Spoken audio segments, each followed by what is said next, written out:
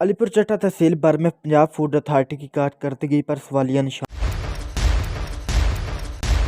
شہریوں نے رشوت وصول، گندگی، ملاوٹ، مافیا، من پسند اور اقربا پروری کے سنگین الزامات لگا کر کئی سوالات اٹھا دیے۔ رواں ہفتے تحصیل بر میں عوامی سروے کے مطابق پنجاب فوڈ اتھارٹی لگژری گاڑیوں بھاری بھرکم مراعات کے باوجود پہلے نمبر سے چوتھے نمبر پر آ گئی۔